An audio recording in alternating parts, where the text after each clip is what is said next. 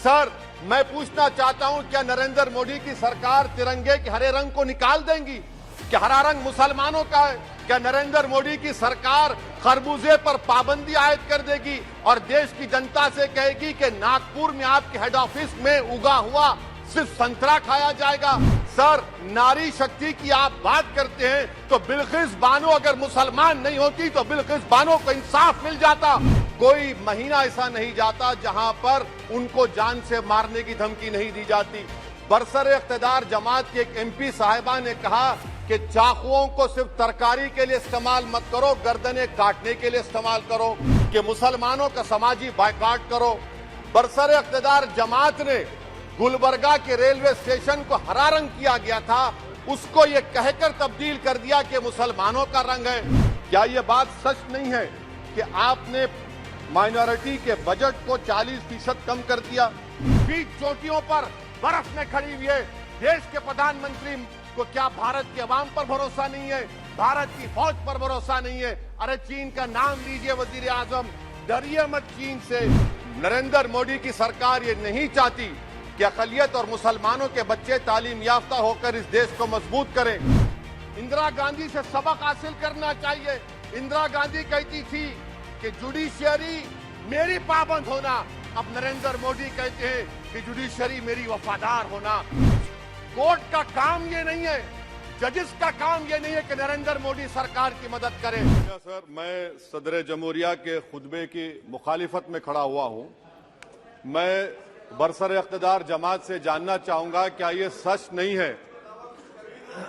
सच नहीं है कि आप ही के आदाद व शुमार 75वां NSSO का डेटा ये कहता है कि 25% मुस्लिम बच्चे पैसों की गुर्बत की वजह से तालीम से ड्रॉप आउट हो जाते हैं? क्या ये सच नहीं है कि 7 साल से ऊपर जो बच्चों का खवानगी का तनासुब है तमाम मज़ाहिब में सबसे कम मुसलमानों का है? क्या ये सच नहीं है कि ग्रॉस अटेंडेंस रेशियो तमाम मज़ाहिब का सबसे कम मुसलमानों का है? क्या ये सच नहीं है कि सबसे कम एनरोलमेंट जो होता है वो मुसलमानों का है? क्या ये सच नहीं है कि AISHE की रिपोर्ट ये कहती है कि हायर एजुकेशन में मुसलमान का तनासुब 5% से 4% पर आ चुका है? और ये सरकार इन तमाम आदादो शुमार को देखते हुए, इनके आदादो शुमार को सामने रखते हुए सदर जमहूरिया के खुतबे में लफ्ज अक़लियत का, माइनॉरिटी का जिक्र भी नहीं किया गया, जो भारत की आबादी का 19% का हिस्सा है। ये इनकी मोहब्बत है अक़लियतों से और मुसलमानों से। सर, क्या यह बात सच नहीं है कि आपने माइनॉरिटी के बजट को 40% कम कर दिया? स्कॉलरशिप के पैसों में 560 करोड़ रुपए कम कर दिए। ये आपकी मोहब्बत है जो नफरत की निशानी बनती है। नरेंद्र मोदी की सरकार ये नहीं चाहती कि अक़लियत और मुसलमानों के बच्चे तालीम याफ्ता होकर इस देश को मजबूत करें। वो उनको हमेशा गुर्बत और नाइंसाफी का शिकार बनाकर रखना चाहती है। सर, दूसरी बात इसमें यह है कि आज अक़लियतों को मुसलमानों के ताल्लुक से कोई महीना ऐसा नहीं जाता जहां पर उनको जान से मारने की धमकी नहीं दी जाती। बरसरे इख्तिदार जमात के एक MP साहिबा ने कहा कि चाकुओं को सिर्फ तरकारी के लिए इस्तेमाल मत करो, गर्दनें काटने के लिए इस्तेमाल करो। बरसरे इख्तिदार जमात के एक MP ने दिल्ली में कहा कि मुसलमानों का समाजी बायकॉट करो। बरसरे इख्तिदार जमात ने गुलबर्गा के रेलवे स्टेशन को हरा रंग किया गया था, उसको ये कहकर तब्दील कर दिया कि मुसलमानों का रंग है। सर, मैं पूछना चाहता हूं, क्या नरेंद्र मोदी की सरकार तिरंगे के हरे रंग को निकाल देंगी? क्या हरा रंग मुसलमानों का है? क्या नरेंद्र मोदी की सरकार खरबूजे पर पाबंदी आयद कर देगी और देश की जनता से कहेगी कि नागपुर में आपके हेड ऑफिस में उगा हुआ सिर्फ संतरा खाया जाएगा? सर, नारी शक्ति की आप बात करते हैं तो बिल्किस बानो अगर मुसलमान नहीं होती तो बिल्किस बानो को इंसाफ मिल जाता। 20 साल से बिल्किस बानो लड़ रही है मगर उसका नाम बिल्किस बानो है। आप इंसाफ नहीं करना चाहते बिल्किस बानो से। ये नारी शक्ति आपकी है। पसमानदा मुसलमान से आपकी मोहब्बत, दीजिए 1950 के प्रेसिडेंट ऑर्डर तरमीम करिए, दलित मुस्लिम का स्टेटस पसमानदा को दीजिए। आप नहीं देना चाहते। क्या मजहबी आजादी का उनको हक हासिल नहीं है? स्पीकर साहब, मैं मुसलमान हूं, मेरे बगैर ये मुल्क नामुकम्मल है। मैं इस मुल्क का यरगमाल नहीं हूं, मैं इस मुल्क का कैदी नहीं हूं। मैं पूरे सिटीजनशिप की राइट को चाहता हूं और अभी चाहता हूं। कब आप बिहार के सुरजापुरी और कुल्हिया बादरी को कौमी ओबीसी स्टेटस देंगे? स्पीकर साहब, दूसरी अहम बात मैं कहना चाह रहा हूं, चीन का जिक्र आपने किया। क्या प्रधानमंत्री अपनी जबान को जुम्बिश देंगे और चीन का नाम लेंगे? क्या आप चीन को डेमचौक और डेमसांग से उखाड़ कर फेंकेंगे? डीजीपी कॉन्फ्रेंस में चेयरमैन साहब कहा गया कि 65 पेट्रोलिंग पॉइंट में से 26 पेट्रोलिंग पॉइंट पर भारत की फौज पेट्रोलिंग नहीं कर सकती है। चीन से आप डरते हैं। अरे डिसएंगेजमेंट हुआ तो डी एस्केलेशन कब होगा, डी इंडक्शन कब होगा? चीन से आप डरते हैं। 3 साल से चेयरमैन साहब 50,000 भारत की फौज हजारों फीट चोटियों पर बर्फ में खड़ी हुई है। देश के प्रधानमंत्री को क्या भारत की आवाम पर भरोसा नहीं है? भारत की फौज पर भरोसा नहीं है? अरे चीन का नाम लीजिए वजीर आजम, डरिए मत चीन से। तीसरी पॉइंट सर, हमारे कानून के मंत्री चले गए। पैराग्राफ 79 और 82 में बेसिक स्ट्रक्चर पर, आईनी ओहदों पर बैठे हुए लोग बेसिक स्ट्रक्चर पर तनकीद करते हैं, लॉ मिनिस्टर कॉलेजियम पर तनकीद करते हैं। इस ऐवान में जब एनजेसी का बिल आया, मैं वाहिद एमपी था, अब याद होगा आपको, जो मैंने कहा था कि भारत के संविधान के खिलाफ होगा बेसिक स्ट्रक्चर के। इंदिरा गांधी से सबक हासिल करना चाहिए।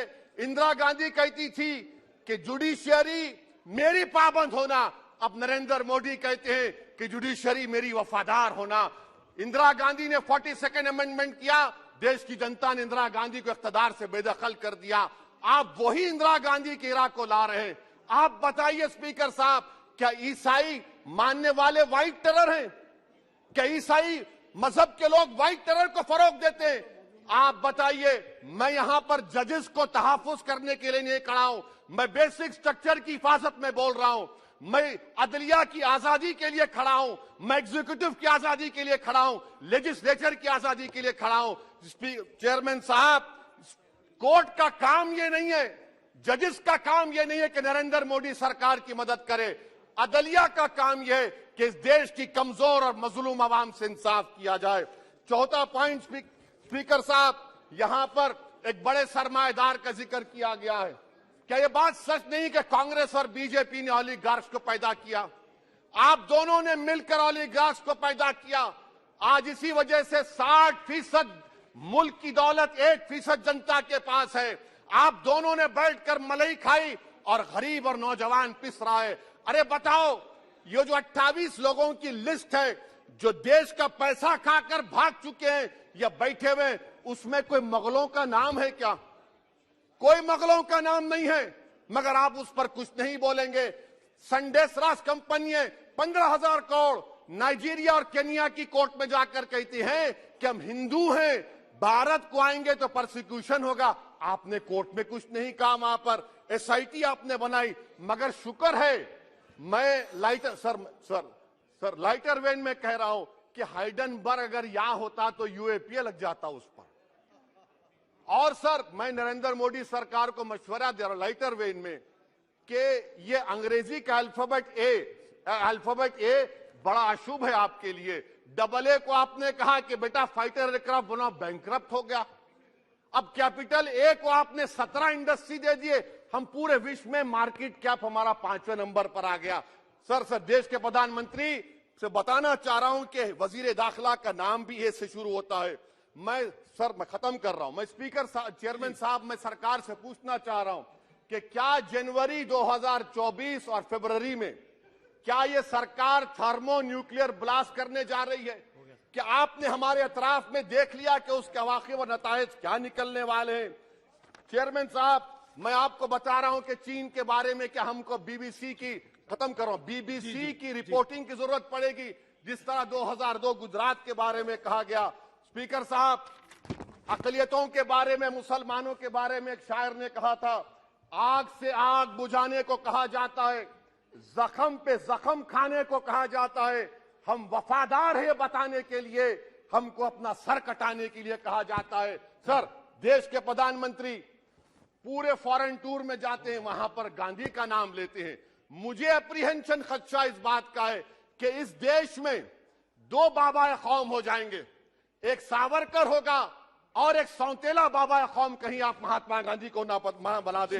तो सर मैं खत्म कर रहा हूं सर। इसीलिए मैं आपके जरिए से हुकूमत से मुतालबा करता हूं कि प्लेसेस ऑफ वर्शिप एक्ट को डिस्टर्ब ना किया जाए, मुसलमानों का अक़लियतों का बजट बढ़ाया जाए, बिल्किस बानो से इंसाफ करिए, चीन से मत डरिए प्रधानमंत्री, चीन को खाड़ पर फेंकिए। शुक्रिया सर।